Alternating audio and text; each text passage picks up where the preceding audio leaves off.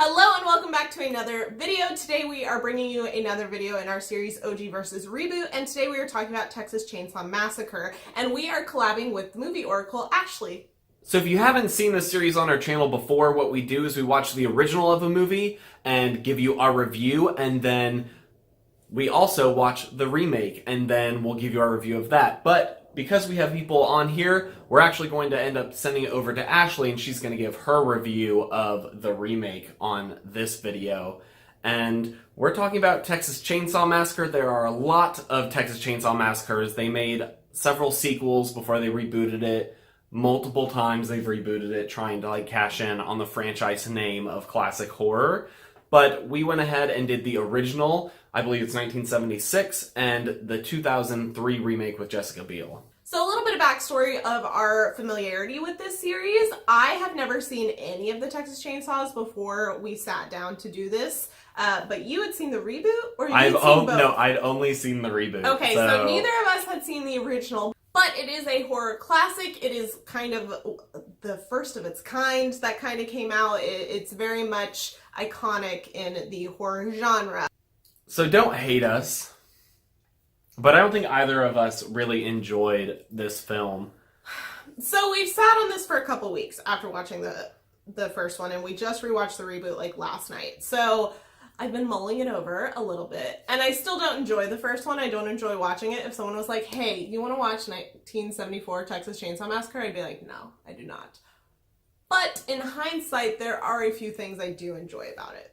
So talking about some pluses, I think a big thing for us is often the killer design, and I would definitely say that the original Texas Chainsaw Massacre does have a really good, creepy design. Leatherface is a very iconic character, and I think a lot of that is due to his actual design. I think some of that's due to what he does in the movie, but I think a large part of it is that it's creepy. He's wearing other people's skin, he's rocking the chainsaw, and he's very spooky in this film from his first time on screen to the end. Every time he does have a presence.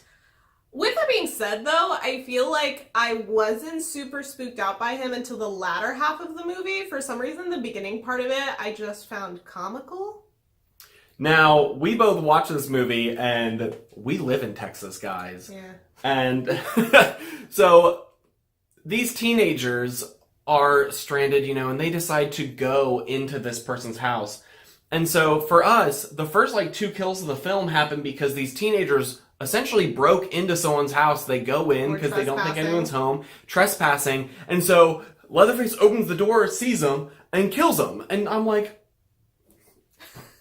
that sounds about right to me. The torture aspect of it, not so much. But yeah, he hits a guy over the head with a hammer, and I'm like, fair, valid. Okay. Imagine you were working on a project and you walk around the corner with a hammer in your hand and you see some dude just staying in your house. I did him. In Texas, it's legal. So that wasn't that crazy to me. And honestly, through the whole original movie, except for a little bit towards the end, most of it is just Leatherface protecting his home. Because he does have a mentally challenged brain, and so he doesn't think through things the same way as everyone else does. And so, to me, it makes total sense, most of his reactions. Not the torture aspect of putting people on meat hooks and all that jazz, but the initial chasing after people and wanting them out of his home. Makes sense. I definitely felt like he had more of a deviancy vibe than a sinister vibe, especially as a killer, because most of the things, he was reacting to them a lot of the times, not necessarily hunting. It wasn't really until near the end that he was really hunting them, but it's also because he was just continuing to chase them after they ran out of his home. So I didn't always get he was really after trying to kill these teens. It felt like if they had never broke into his home, that they probably would have been fine. So another thing I really love about this first movie in hindsight, and it was something I enjoyed while watching, but I didn't enjoy watching it. I like the concept, but I don't like seeing it with my eyeballs, if that makes sense, is the dinner scene. The dinner scene was magic. It was delightful in hindsight. I didn't enjoy it while we watched it, but after thinking about it, I think that the whole family dynamic that you finally get to see come together of this very mentally unstable family, and there's some scenes with the grandpa character that I thought was just amazing. And so in hindsight, I think that was my favorite, but I did not enjoy watching it in the process. Yeah, and on the downside, I feel like our protagonists are where the film struggles the most for me. If I'm rooting for your death, I don't care about you dying. I think that a lot of older horror movies struggle with this issue is they don't give proper, like, motivations for characters to act the way they do. So people just start acting weird, especially in classic horror. I find this happens. People do think weird things or say weird things, and for me that was a definite issue in this film. Like when they're all in the van before even creepy stuff starts happening, people are just being really weird for no reason, and their dialogue doesn't make sense, and it makes it kind of unenjoyable and hard to root for the characters when you're already not liking them very much. I think especially older slashers struggle because they do like that horror trope back in the day where people were just weird and like it's supposed to spook you because everyone and put you on edge because everyone's weird. And nowadays it doesn't seem it's just obnoxious. It's not scary because the movies we get nowadays are far scarier in visuals and I think atmosphere a lot of times. And these movies try to make you feel off kilter instead to make up for it, and I didn't like that part. So while I know that a lot of people love this film, the internet loves this film and have said that it's a very, like, still holds up, scary today film, I think for us, it didn't especially hold up. I think there were some interesting elements and some cool ideas, but ultimately the execution for us, I think we may have missed the train on this one, is probably it. And because we've seen so many, I think, what, in my opinion, for what I enjoy, better horror movies, it's hard to go back and watch this, and there's no nostalgic element to carry me through it. But it is important to note that this did inspire a lot of the horror movies that we do enjoy today, so I appreciate it for that aspect. But a movie as a whole, it wasn't my favorite. So now we're gonna kick it over to Ashleigh to talk about the sequel, and then we'll come back afterwards and kind of give you our wrapped up thoughts.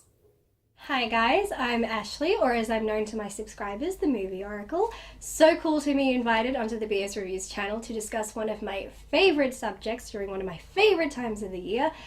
I've been asked to share my thoughts on the 2003 remake of the Texas Chainsaw Massacre. It's directed by Marcus Nispel with a screenplay by Scott Kozar, and along with being a remake, it is also the 5th installment in the Texas Chainsaw franchise. It follows a group of young adults traveling through rural Texas who encounter Leatherface and his murderous family. As its own horror film, I think it works pretty great, but as a remake, I think it's a fail. There are changes made that I think lowered the quality of the film and prevented it from being as edgy or as impactful as the original, and then there are just changes I don't get.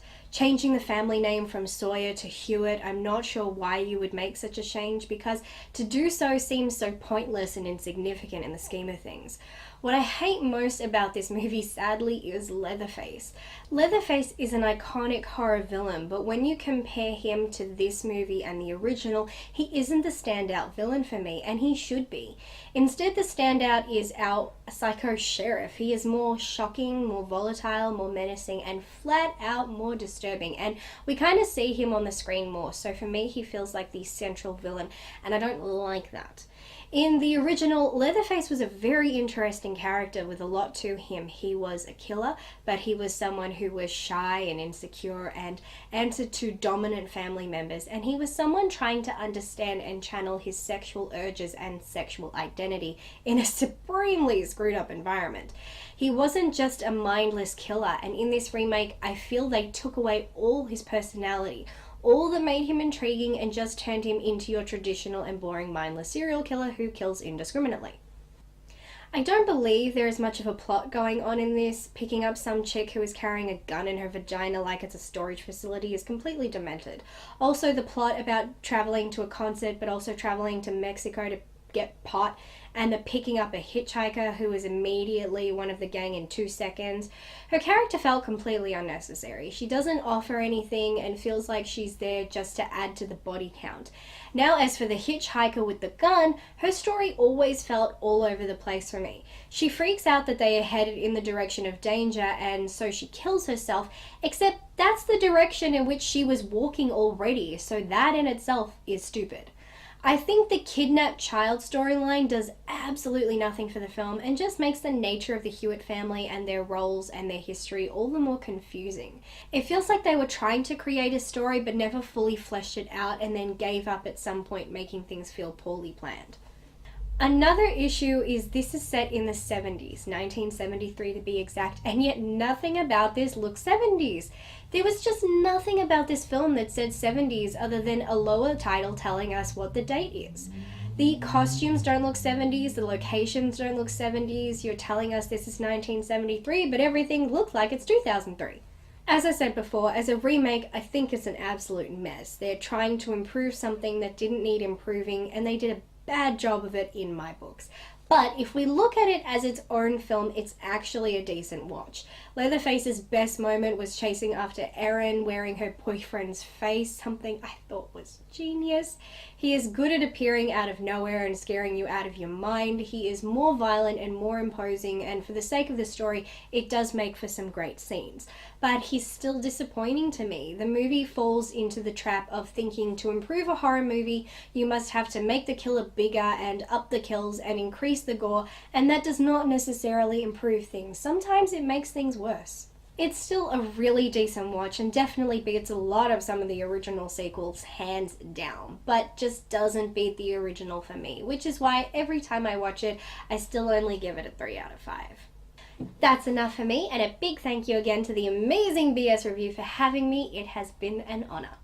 Thank you, Ashleigh, for your review of the remake of Texas Chainsaw Massacre, and I think she pretty much said it all in our feelings. She articulated all of that, pretty much everything we had talked about when we had watched the film. I definitely agree that the sheriff, which according to trivia, he's not actually the sheriff. In another movie, it was revealed that he killed the sheriff and then impersonated him. I don't know if that applies to this movie. But the guy who was imposing as the sheriff was a more compelling, like, creepy, sinister character than Leatherface in this movie. I completely agree with that point. And I definitely agree with Ashleigh that it feels like this film came out in the era where the movies decided to take a concept that was known to the viewer and instead make it a little edgier, a little gorier, and a little, like, try to amp it up. And it doesn't always work or is needed, and I don't necessarily feel like it's needed in this film. It feels very much a product of its time, and that in that period of horror movies, it felt like every movie had a remake coming out where they just made everything like a weird olive tone, added a lot of gore, and upped the body count, and I don't necessarily think any of those movies turned out better than the originals. Because I would say the intro to both of these movies, in the original you have them walking into the house and it's like rooms filled with bones, both animal and human, but there's no gore, it's just bones, and that's very creepy and very sinister. And then you have like a wall in the back room that's full of like weapons and things like that, and so like that's super creepy. And then the remake had just like lots of blood and guts at the beginning, and it didn't have as much payoff as the non-gory part, which was weird. And shout out to the vagina gun. I'm hoping we see that in future movies because it was too funny. And she pulls the gun out and both of us are like, did she pull that? She did, out of her vagina. That's a big gun. Like she was just ridiculous. Walking down the road. I agree, actually. It's weird. She didn't have like a holster down there or something. Yeah. That's not a thing. I also don't like this trend in horror movie remakes where they up like the sexual creepiness. Halloween has that issue with the Rob Zombie remakes where there's just straight up rape scenes, and this had like weird comments by the sheriff on like the girl. It's not necessary. Like, he was already super creepy. That wasn't needed to add to it. Or if you're gonna make that an element, make it a proper element and execute it in a way that's not just like superfluous and gross. One thing I did really enjoy about the remake was some of the cinematography shots. There were a couple here and there throughout. It definitely wasn't consistent throughout the whole movie, but there were a couple like steady shots and things throughout the movie where I was like, ooh, I like that. That was nice. So I enjoyed that aspect of the remake. That wraps up our thoughts on the original Texas Chainsaw Massacre from 1974 and the remake from 2003. Thank you so much to Ashleigh from the Movie Oracle for joining us for this review. She is a big fan of horror and has watched a lot of horror movies, so we knew she would be perfect to collab with on this, and we are very grateful for her to agreeing to do it with us. Thank you. But we're also interested in what you, the viewer, has to say. Let us know down in the comments below what you think about both of these movies and which you like better if you have seen both. I'm guessing I know which way this one's gonna lean. We'll see. But We still want to hear what you guys have to say, and make sure you leave a like on this video. We really appreciate your support and lets us know the content that you guys like to see. Make sure you hit that subscribe button as well. Also, make sure to subscribe to Ashleigh. That is very true. Subscribe to Ashleigh first, then come back and subscribe to us. And we're going to have a lot more content coming your way. We have a lot of stuff in store. I know we took a little bit of a break there, but we had some stuff going on, and we are super excited to be back making videos for you. So make sure you guys stay tuned for that, and we will see you guys next time.